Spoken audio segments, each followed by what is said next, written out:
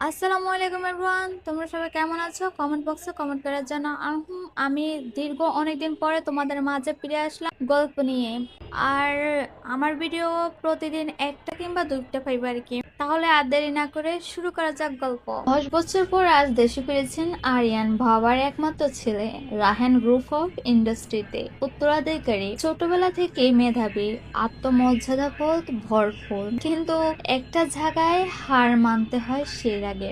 10 বছর আগে, মাত্র 16 বছর বয়সে গ্রামের বাড়িতে তার চাচাতো বোন মাহির সাথে জোর করে বিয়ে হয়ে যায়। দুই পরিবার চেয়েছিল সম্পর্কটা বাঁধা থাকুক, কিন্তু আরিয়ান সেটা মানতে পারেনি। সে তখন পড়াশোনার জন্য বিদেশে যাওয়ার প্রস্তুতি নিচ্ছিল। রাগ করে সে বিয়ের দিনই বলেছিল, আমি এই নাটক মেনে নিচ্ছি না, আমি যাচ্ছি বিদেশে, আমার জীবনের সিদ্ধান্ত আমি নিজেই নেব। তারপর থেকে কোনো অভিযোগ নেই, শুধু মাঝে মাঝে খবর পেত মাইহা এখন শহরের নামকরা ভার্সিটিতে পড়ে, পরিবারের গর্ব। আজ 10 বছর পরে ফ্লাইট থেকে নেমে গাড়ি নিয়ে গ্রামের বাড়ির সামনে এসে নামলো আরিয়ান। গাড়ি থেকে নামার সাথে সাথে ঠার একটা বড় আতাফল সোজা তার মাথার উপর এসে পড়লো। আরিয়ান চমকে উঠে মাথা চেপে ধরলো।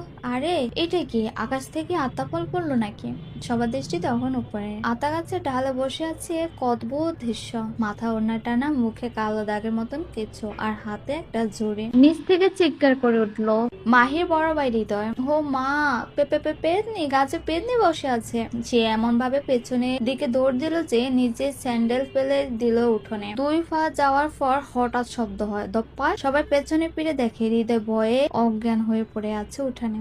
সবাই হতভম্ব হয়ে যায়, এত বড় একটা ছেলে এভাবে ভয়ে অজ্ঞান হয়ে যেতে পারে। অন্যদিকে আতা গাছের উপর যে মেয়ে ছিল সে দৃশ্য দেখে নিজে ভয়ে চিৎকার দিল, কে কে কে কে পেতনি?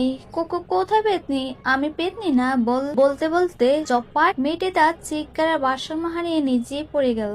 আরিয়ান বিদ্যুতের গতিতে এগিয়ে গিয়ে তাকে কোলে নিয়ে ফেললো। মেয়েটা অচেতন হয়ে পড়ে আছে আরিয়ানের কোলে, আর সে এক দৃষ্টিতে তাকিয়ে আছে মেয়েটার দিকে। খায়ে কলা পাতার রঙে একটা 3 পিস, মুখে কাদা, ঠোঁট দুটো গোলাপি রঙে, চুলগুলো এলোমেলো। আরিয়ান মেয়েটার দিকে তাকিয়ে থেকে জিজ্ঞেস করলো, দাদি, এই আতা গাছে তোতা পাখি কে গো? পরবর্তী পার্টের জন্য সবাই অপেক্ষা করবেন। আর এটা কোনো বাস্তব গল্প না, এটা হচ্ছে কাল্পনিক গল্প। সবাই ভালো থাকবেন, সুস্থ থাকবেন, আল্লাহ হাফেজ।